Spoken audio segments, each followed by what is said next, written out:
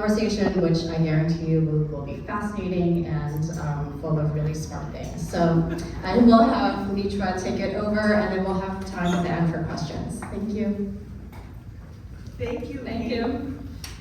Thank you, Ingrid. Thank you, all of you, for coming out. And thank you, Lucy, for being here and for being in conversation with me.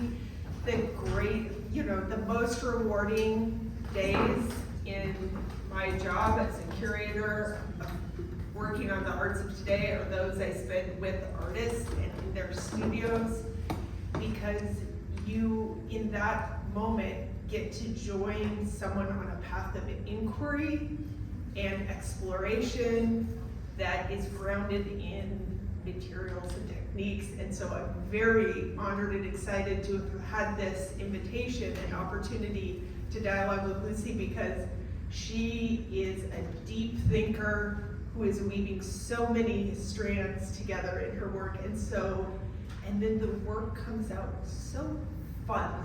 And so I want to talk about that journey, that bridge today. And so I want to open up I'm cribbing and all, just because it's the era, from Nina Bazichnik, who's the senior curator at the Henry Art Gallery and who curated a great solo show of Lucy's work there this last year.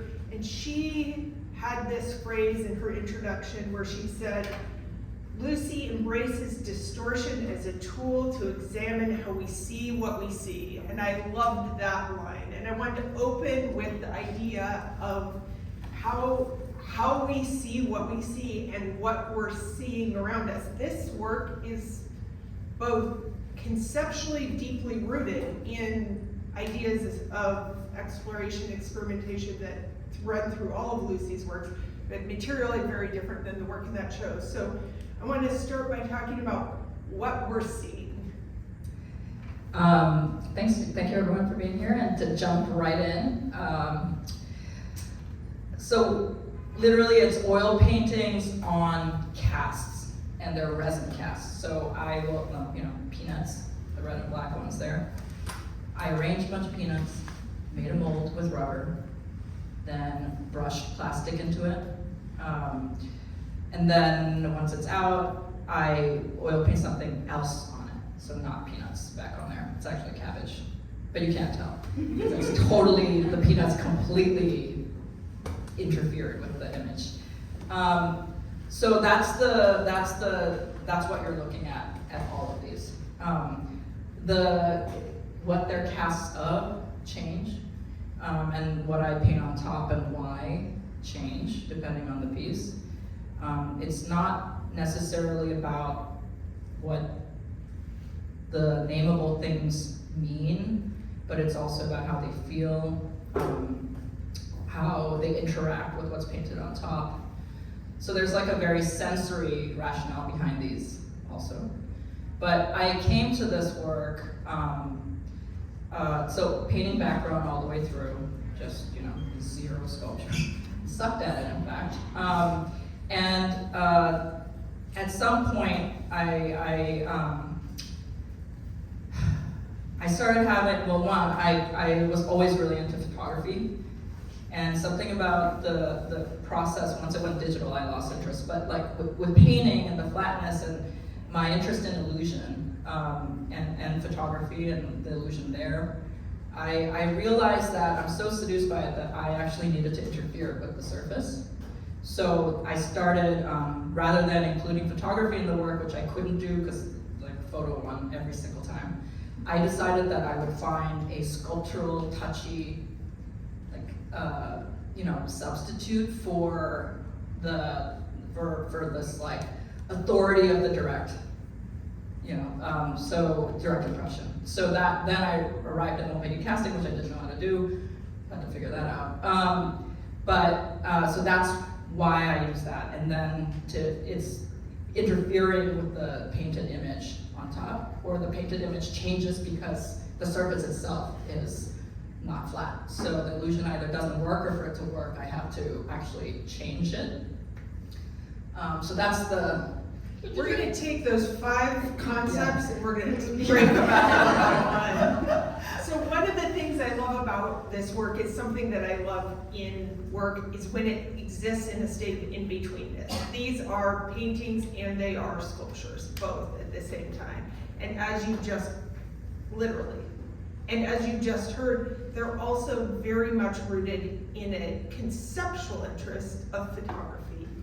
And part of that, is like a lot of the highfalutin discourse around photography as a medium really grapples with that idea of the ways in which photography documents or creates a literal or direct impression of the thing we see, and the ways that it lies, the ways that is false to that promise. And so what I like about these is that what we're looking at is a document, a direct cast of a material object, a material body in the world that is then that you then set out to betray. And so I want to talk about, just like if we could take, for starters, I want to take what I think is maybe the most documentary of these, sun glitter. It's also the most rooted in photography. And so tell us a little bit about how photography is, like where the photograph is in this work. So actually it's in two different ways, but one is more obvious. So the cast surface before, it's hard to undo what you're seeing, but like imagine it, there's no image on there. It's just, this gray, low relief. The cast actually on the left is corn, which is flat, and flattened, and then are tiled. And then on the right are my best friend's teeth, also flattened and then tiled. Totally unnatural, but I arranged those surfaces, same thing here. I arranged those two surfaces together because I'm very interested in homomorphic forms. So things that appear to be similar, and so we start creating this narrative in our heads of how they have a relationship, or maybe even a causal relationship of why they look the same, zero structural relationship. So it's also sort of like how stereotypes happen, is like we see things and then we just sort of like create a narrative of why it makes sense, So corn and teeth, they're both sort of, when arranged like this, that's the other thing, there's a lot of like engineering on my end for things to happen. So them together, so they're direct impressions, so there's that. Mm-hmm. It's not that it's like a photo, not that it's a photograph, it's not, but it has that authority. Because the first thing, and I know it works because, or that authority is very present because people always ask me whose teeth they are. It's like the first question. So like there's like a human being that this is attached to. And, so there's that. And then I wanted to undo this like binary, like the split, or like one, A and B. Like I wanted to make it invisible with one image. And sun glitter was simple enough where— What is simple? Sun glitter is the water glistening, sun on the water. It's like, very pretty. Usually, well, I find that it's most insane, like, towards the end of the day. But, and then I have this rule where only, because the sun glitter is a highlight, that it can only sort of sit towards the top of the surface. But also that each kernel or each tooth could only accommodate one dot of glitter, right? So there was like a rule. That's not necessarily important, but what that rule did for me is that once I got to the teeth, I had a problem. Because the image that I was working with, which was a photograph I took, the corn part, which is more dense with areas I could put the dot, was actually the less dotty part. And then the teeth, where there are huge gaps, where there's no teeth, is where the glitter got dense. So what I ended up having to do to give it the illusion of density, I ended up having to paint entire teeth white. So I found myself painting teeth. Like I was making prosthetics. And so I could no longer hide the toothiness of the teeth. But you don't notice it, probably until you get pretty close. So, yeah, but the source image being photographic, I kind of hid. But I think it's a very photographed, like cliched image. That's also very beautiful regardless of how cliched it is. But yeah, so I don't want to say pixels or dots, but like it worked out. The image being dot centered with this like repetitive, like granular sort of surfaces. There are two things I want to use as jumping off points here. One is using casts of your best friend's teeth, there is a very literal making the body strange, or this uncanniness of the body turned inside out, made strange. But even when you're not casting a body, such as in kernel distortion, there is a very biomorphic interest in biomorphic forms and bodily forms in how you're approaching the surface and how you're molding the cast. And so I just wanted to touch upon one of the things that I think is gripping here in these works is the way that you're not only complicating the what it is, but also how you're really doing so in a way of investing in this uncanny, of making the familiar unrecognizable, making the embodied strange. And so I want to ask you about how you think about that process of destabilizing our relationship to the subject.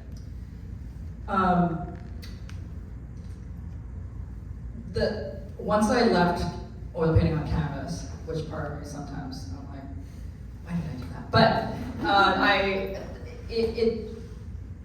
it's all started really because I felt like I was I mean, this is gonna sound weird. I felt like I was in a prison, like my head was in a prison. Like I realized how I saw was very fixed, and it literally, I'm also claustrophobic, so maybe that's more that. But I just felt like I needed, and it was like affecting my body and how I moved my body. And so in some ways, actually the earliest iterations of this work really was working with, because I didn't know how to do mold making casting, I was using aluminum foil as a casting material, molding material, yeah, so I was painting on it anyway. But, so really so much of this work is like trying to break my own habits as I'm making it. And, you know, so it's not just about like, let's mess up, and let's mess with let's make someone else's eyes hurt. It's not really that. As much, yes, there's some pleasure in there, in that, but it's also that, like, what could happen, you know, and like, and you can only drift. Like, you can't go to some like retreat and then come back a changed person. Like, you have to drift away from it. And I find that the best way to drift away from the familiar or the habitual is actually, for me, it's very material and physical. It can't be like eyeball centric. So something like kernel distortion, what's funny is that is actually a mold of corn that's this, half this, it's the same mold, tray mold. But, so it's a distorted rectangle. So that started out as a rectangular, like just this half of the, it's a cast like that. But while the plastic is still soft, I'll like flop it into a shape I like. I was doing that this morning. There are other versions I'm working on in the studio, but they're all, you can't really tell they used to be rectangles, but they're all basically folded rectangles.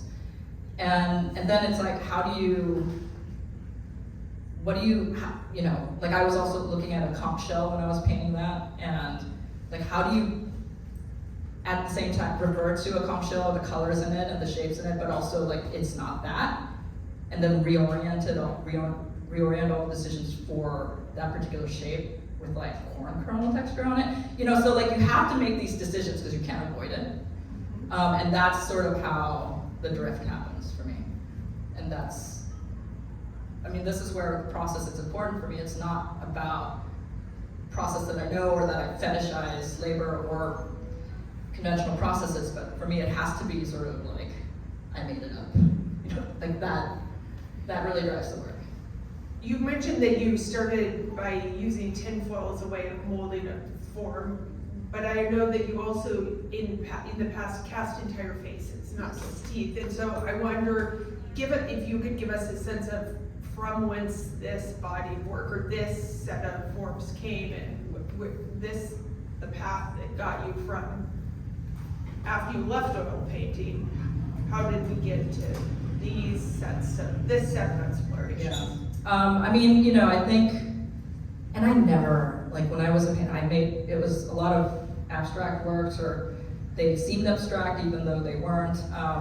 So I wasn't a figure painter or anything like that.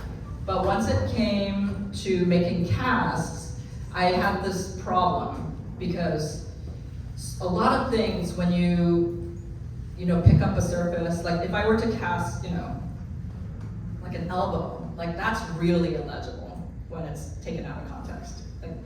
So like legibility versus illegibility, it had to be somewhat legible. There was like a point that it works, otherwise it's just a random thing. Like it doesn't,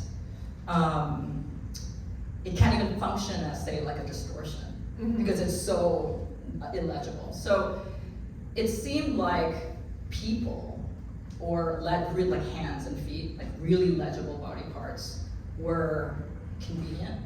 But also, in thinking about photography and like its authority as a record, you can't be people. There's so much at stake when it comes to people, So once I started molding my family and casting them, even if I distort it, like it has a kind of pressure point that not everything would have. So that figurative work actually, like I was really stretching the molds because I was making the molds in rubber. And what's nice is then I can stretch the rubber and then cast that, and suddenly it looks almost like Photoshop, like stretched, but it was all analog. Because then the thing that didn't have the magical property of rubber, like my sister doesn't have the magical property of rubber, but suddenly could, as an object, as an image, once it's cast. So, and then actually it was while I was oil painting, all these crazy things on top of my friends and family, was when I started thinking about pigmentation in humans. And there's actually one of the pieces, there's a piece that I see right now in the portrait collection show of a plastic surgeon. But it's sort of while I was making work like that I was wondering, what are the pigments? I literally had no idea. I don't know what that means in terms of my science education, but I actually thought there were a lot of pigments behind human appearance, and there's two. They're both melanins, and one's red and one's black and brown. So that's how I got into working with melanin. But then the way I tried to source it back then, not knowing that much, it was very expensive. So then, you're like, okay, how can I get it for cheaper? And then that's how I ended up with genetically modified E. coli, and then realizing when you make it with genetically modified E. coli, it brings something else. Like the E. coli has something to contribute, which actually distorts the image because it's alive. So then, anyway, so that's how that work happened. But then the Henry show recently came down. I'm thinking about that work, but I also needed to figure out form, because I really want that work to get more sculptural. But the lab is so restrictive in terms of, like, you kind of have to have a plan in terms of like making. So I wanted to go back to painting and work on these to just kind of figure out form. Some of you will know, some of you won't know, but the work that Lucy's referencing are prints in which she's screen printing E. coli onto a sheet of paper, and it has to be done in a scientific lab, hence. But I want to weave a couple of these things back together to bring us back to Pigment Spells, in the sense that this interest in pigment and how,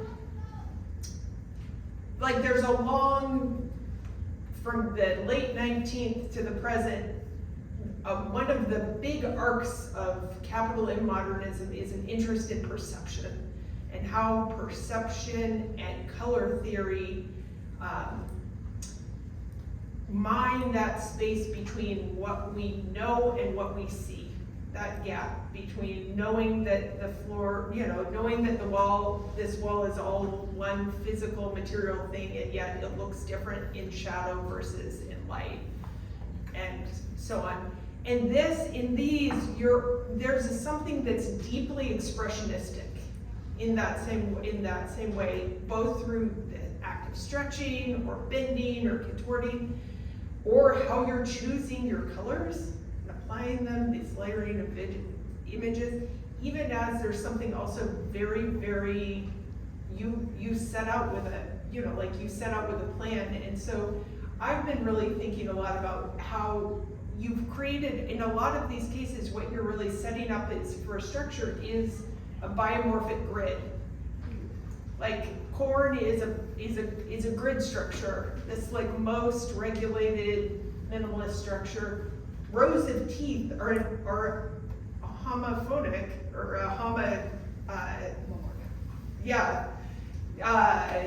they rhyme as a biomorphic grid structure, and yet you're taking that grid as the opportunity. You're taking that document as the opportunity to do something totally expressionistic, to make that, to mine what is possible within that rhyme, within that visual rhyme. So I thought this would be a good, I think both ichthyosiopsis, this great neologism you've come up with, but also this work that's over here behind us, the oak bark that I've forgotten the title of at the moment. Crystal are sort of perfect bookends to this idea that they are taking a form also, a biomorphic structure, and then looking, instead of, here we have the rhyme, the visual and the haptic, the visual rhyme or the structural rhyme of the teeth of the corn. Here, it's the image that you put on the surface and the physical form that's underneath it that rhyme. And so I thought this could be a moment to talk about those two and these words that you've come up with to title them. I had not ever used the term biomorphic grid ever, and I'm stealing that from you. Because that's actually, that's like a really succinct way to, like, my interest in a lot of these. Because if you notice, the peanuts I arranged so that they repeat, but everything else they sort of naturally, they were found repeating-ish, not exact, but so this is where, I'm thinking a lot about, like, how we've evolved, as visual creatures, how our visual system evolved. What's evolution, what's biological, and then what's learned. Obviously, a lot of it is learned. This is where something like op art, which for those who don't know, it's very catchy. I'll just say it directly because but it's like catchy, very pop. It's like the works that are hard edge, a lot of black and white contrast, a lot of complementary colors, and things start to move. You get a headache. It feels cold because all the edges are really hard. And I'm interested in that because it's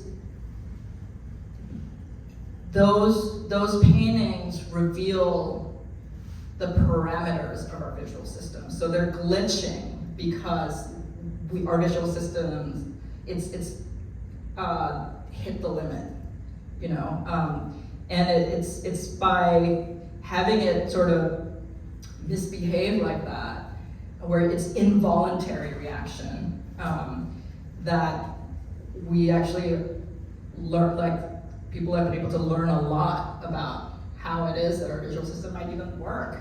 It's still a big mystery. And oftentimes, like, actually I've been diving into scientific papers about this stuff and it's like brutal, but a lot of the people, scientists who study this, like, they do the stuff on the computer screen. like trying out different optical illusions, but it's always on the screen for obvious reasons. It's easier for scientists to program something as opposed to like draw it by hand. Or you can quickly do variations and test things out. And that's all great and fine, but I'm also like, well, this assumption that it should start in this quote unquote neutral and then deciding what this neutral is seems strange to me. And it's like, I wanna know what happens when it's not neutral. Like what happens when it's lumpy and bodily, and it's something else. It's not like neutral or not neutral, it's something else, and it has to change, the illusion itself has to shift, when it's on something, let's say biomorphic. What's ichthyopsis? I can't even say my own painting titles. Ichthyopsis is the title of the big purple painting there. And I named it after, it's a variation of Phalaenopsis. I don't know if there are orchid fans here. Phalaenopsis orchids. It's the purple, yeah. Anyway, so Phalaenopsis, with the Melanin works, I was working with orchids a lot. So I looked up what Phalaenopsis actually means. And in ancient Greek, it means looks like a moth. That's what it means. Opsis meaning looks like, and phala means moth. So the image itself, which came out of a drawing, is from the negative shapes of the petals of the Phalaenopsis orchid, and I stole the pattern, and then it looked like fish, and then I put it on the beach surface. But then I said, okay, let me make up my own title. So ichthys means fish. Therefore, ichthyopsis. Yeah, that's the. So in all these cases, you're really casting a natural form, a bodily form, a grown form. This is a cast of the shoreline, right? Of the space where the waves have just receded or have receded multiple times across the edge of the sand, right? And it gives you this surface onto which you've then painted the negative spaces of an orchid that then looks like a fish, and come up with this neologism for that. Correct. And so this brings me, I want to know, so I'm interested then in one, as we, come to a close or turn it over to the audience, in this idea of camouflage, to come back to thread through several ideas you've talked about, and how camouflage is a defense mechanism. It's also a visual surface or skin that is also protective, that is also sometimes a form. It's legible to members of that same species. And I want to think about, like, what are you doing in this space of layering an orchid onto the sand, or tree bark onto the sand, the tide line, the shoreline? When you're layering sun glitter onto your best friend's teeth, what are you thinking about? Or cabbage onto peanuts? What are you thinking about camouflage, and how does that relate to your interest in pushing the bounds of what we see and how we see what we see? Yeah, I mean, it's hard not to think about camouflage while you're making this, as you can imagine, because I'm literally burying some of these shapes or making them less legible because, by adding pigment on top. But, the word camouflage is funny because in some ways it's our word applied to other creatures. There are theories, for example, that say, those like moths, when they open their wings, it looks like an owl. And so there's like this whole thing of, well, it's a natural predator, blah, blah, blah, blah, blah. But then I think they actually researched like the bellies of these owls, and they both get eaten the same amount. Like, it doesn't work. So it's like, is it that? Or is that something, is it a sort of like a situation like a homomorphy, where because we see the relationship between the moth's pattern and an owl's, big eyes. Like, we're like, it must be like, that's us. That's us making up a story potentially. Or it could be a defense mechanism. It's hard to say.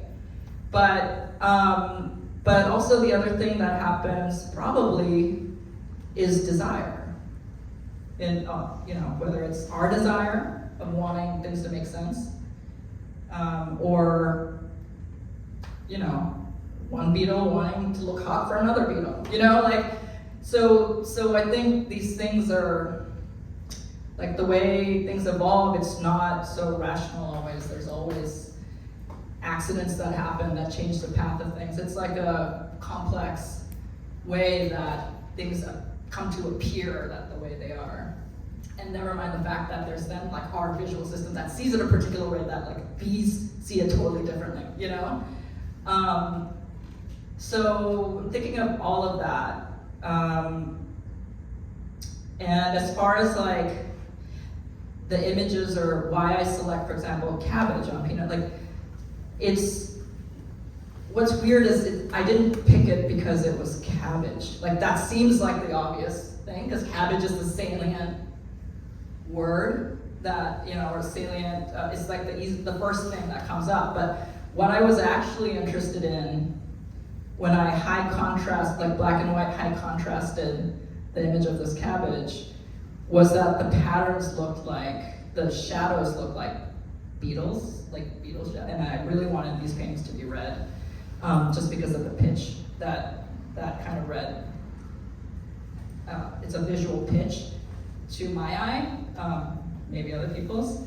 And I think of it as like an introspective pitch. It sort of envelops you in this fog. It's a visual thing, that sensory thing that I experience. So it's selecting something in the image that is actually not about the image.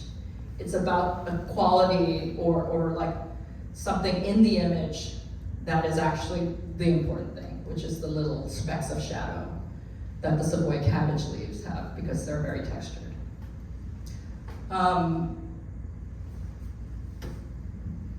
Yeah, I'll stop there. Also, all images game, like all images game. It's about how it interacts, the image versus the shells. So it's so intuitive. It's so, and that's what I mean in part by there's this expressionistic quality, right? You're working from a response to how it feels and how and your own perception, and it's deeply researched and very specific. How do you take us on your path of experimentation? Like, how are you thinking? If all images game, how do we get to cabbage? How do you know when something's working? How do you know when how do you know when it's got to be redone? How do you know to start a new one? How do you know that you found that I can't say the homomorphic, it's not a hard word anyway. How do you know when you found that homomorphic match, and that it has the vibe you're looking for? So that part is and I'm sure a lot of artists here know, to find the subject, once you find it, you hang out with it for a while, because there aren't that many things that work. It's precious when something works. And it's trial and error to some extent. Sometimes it's you just wake up in the morning and you're like, oh, I know. And it works. So it's hard to say, but of course a lot of these images are images that are in my iPhoto library, because I'm always taking pictures at this point just as a reference material. I don't really do, anyway, I won't talk about that. But, so I'll, the Pareidolia painting, I have so many pictures of that freaking tree trunk. I don't know why, termites stripped it. It's been baking in the sun in Florida. It looks silver because it's so stripped and dry. and it has these like perfect little holes that these insects just like create this beautiful like hole pattern, and then the split of the like, I just had these, and I was like, I drew it a little bit and was like, I don't know, and this was like 4 years ago. And so when it came time to, like, I prepped the panel because I knew I wanted to make a series of small paintings on the beach surface, and it made sense. So like, boom, that happened. Sometimes it doesn't work, or sometimes it's the scale is off, and so you have to redo it. And that's the other thing, like the scale thing here, because a lot of things are one-to-one. Like doesn't always work. Yeah. So. But I think I love like surfacing this visual magpie quality that you have of, I'm gonna collect up this vast, array of forms that I respond to visually. And then that's going to be this vocabulary of experimentation. Finally, I want to talk to you about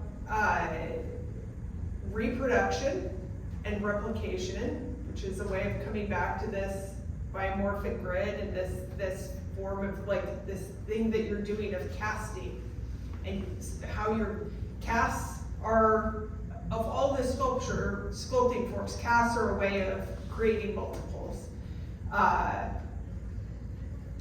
Photography is, in many of its, most common techniques, a print system that allows for replication.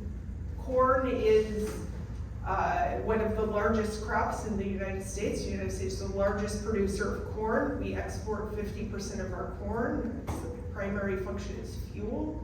I mean, corn is almost, in this country, a stand-in for this idea of growth, agriculture, of replication, reproduction. Also one of I think the second most genetically modified crop, after soybeans. Yeah. And so I'm interested in how, because the array, this spirit of every image is game, and this process of collecting up this vast array of visual forms to which you respond, that, and then creating combinations, creating conversations between them, comes up against this set of processes that allows you to experiment through casting the same triangle or rectangle of corn again and again and again, and then creating new forms. I want to talk to you about how you think about that aspect of your work, and that aspect of where the very process of replicating fits in. Just to touch on the every image is game thing real quick before I go into the replication. So I say that, but the work is not, because there have been many artists in the past, a lot of painters especially. Well, painters, I think, heavily played with that. And that is like the game in itself. So I'm not interested in that. So when I say every image is game, that's not the thing I'm trying to push. First of all, been done. Second of all, feels kind of academic to me at this point. I would be, not challenging anything. But also, ultimately, I'm not, like, you have to respect the thing that's happening in front of you, because it's a lot of things are really unpredictable. Like, because, molding and casting, like, it's such a process heavy, like, things have to be done in sequence within a certain number of amount of time because of cure times and blah, blah, blah. You would think that all of this stuff is super, super planned, but like, it's not, because first of all, so many things don't work. And for me too, part of this is, to say it just really directly is like, to get to somewhere new, even for myself. And at the same time, not get to somewhere new where it's just new for new's sake, but to get somewhere new while, being me, again, just to be direct. So I don't deviate from images that don't resonate with me. It's like, why is there not a milk jug? And like that does not resonate with me. You know, it has to be things that resonate with me and something else that resonates with me and it. So like it's actually a very hard match to make, to even get close to it feeling good. Like and sometimes things don't hit 100%, but then I'm like, 90% is interesting enough where I can then learn something from it and then move forward. The beauty of replication in this case, for me, and even then I don't replicate things to death, because ultimately I do sometimes get bored. But it's that I can really play around with the same, like one of the structures gets to be the same while I play around, like, so the cast can be the same while the image on top can shift, so I can like really calibrate things. But more than replicating the cast, because I do present them pretty differently every time, it's that I can then distort the mold. That's what so the information is the same, the mold is the same, but I can change the way it outputs sculpturally. And that's really actually what I'm more interested in. Even when I did photography, I really messed around with the photos. Like I never printed like 30 of the same photos. It was like mess with the negative, mess with the chemicals. So the replication part is not necessarily about replication, although that's there. I love it, but it's that gives me a lot of freedom to work on small distortions or big distortions, while technically the information embedded is the same. I love the feeling of experimentation in your work, and I love the sense that we're going on a journey of discovery. And there's something about that in the way that you're layering image and form. I would take it as a great compliment that I see many artists in the audience and a great number of smart people. So this is the moment for all of you, artists and smart people. I'd say to me the great compliment is to have artists in the audience, and it's an artist especially. So this is your moment to ask questions. All of you. Oh, wonderful. Hi. Hi. Lucy, I'm a huge fan. Oh, thank you. Same. Thank you. My question is, how do you approach scale?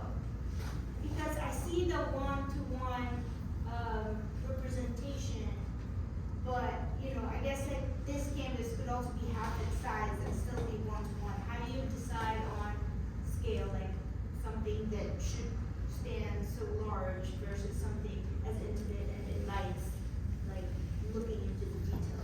So there are two different ways that I think to scale. One is, so there's the relationship of the parts to the inside to the outside.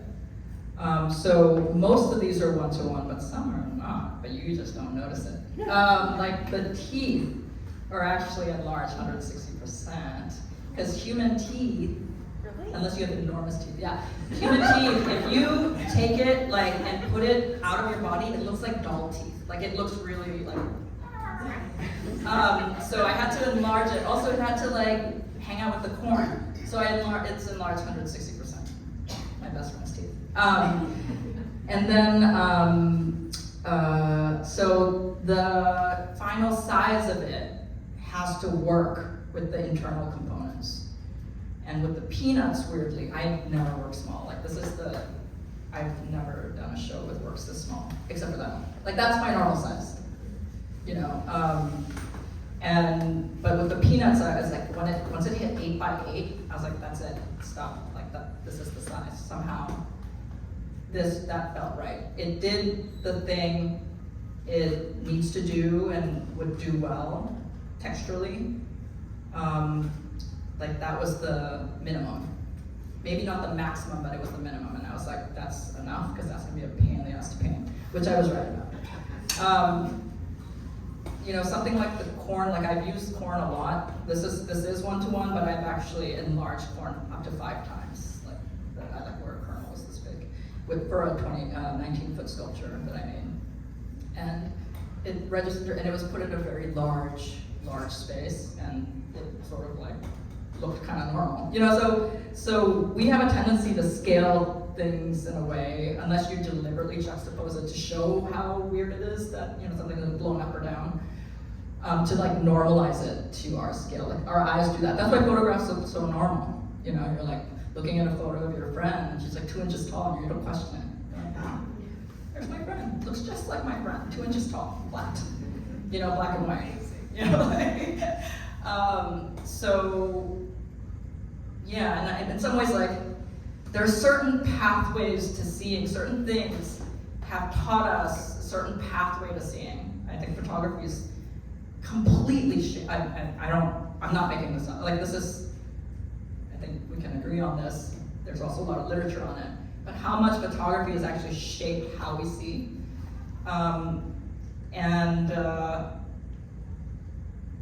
Yeah, it's like, so while using a record that's blown up or down or 1-to-1, like, how do you try to slowly pry that apart, you know?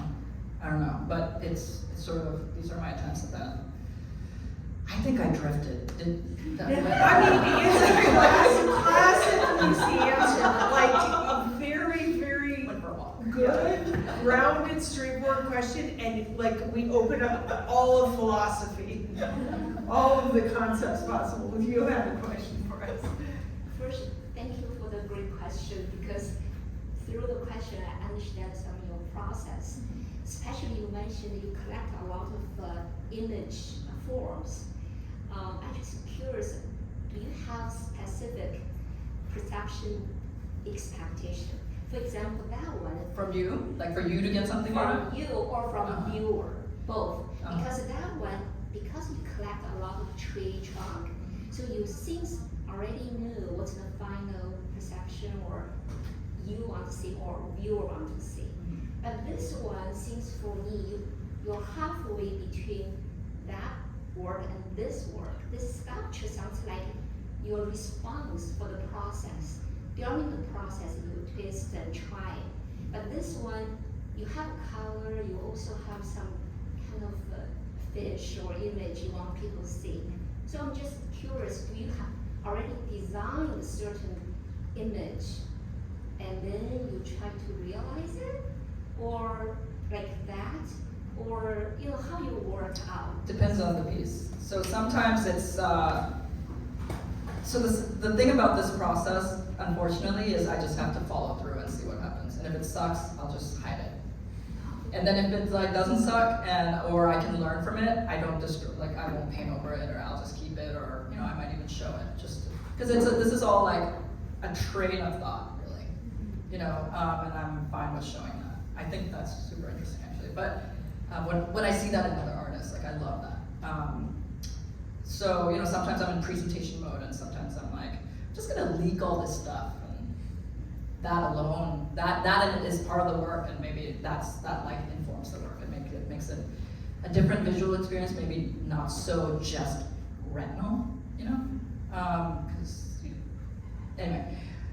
So for something like that, I was like, cool, here's a trippy image. I'm gonna make it trippier by making the faces more facey, and then like the birds more birdy, you know, and then made the drawing, and then, you know, I project it onto a surface that's like wave-like. So it's gonna cause hallucinogenic distortions on its own. I plopped it on there and it didn't work. I liked something about it, but when you put graphic line, like black and white, first of all, is very powerful, like high contrast. So no matter what's underneath it, it sort of wins. The very linear, graphic, high contrast image. So then I had to like go in and actually change things. Like I had to make some of the white parts not white, so that there were whiter parts, you know, so that like, and then also I went in and like contoured those waves. You know, I like made the shadows, I repainted the shadows on the shadows to exaggerate it. So if you were to flip this painting upside down, the shadows you would see two shadows. You would see the painted shadow and then the shadows from the light. So like there were a lot of tweaking to have the image work. So there was like, at some point I have this idea, I impose my will on it, and then there's like a whole negotiating process. So it was the same thing for that painting. This one, I was just like, it's been 5 different things. Like it was just changed so much, and it was like, I almost gave up on it. Because sometimes it's not just like the whole thing was wrong multiple times, and sometimes that happens.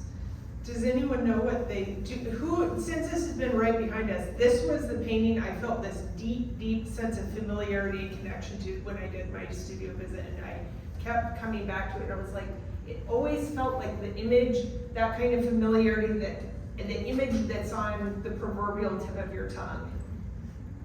Does anyone have an idea what they're looking at here, what the painting subject is?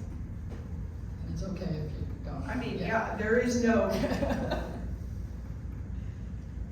it's never about the right answer, but I will say that like once I found out, I was like,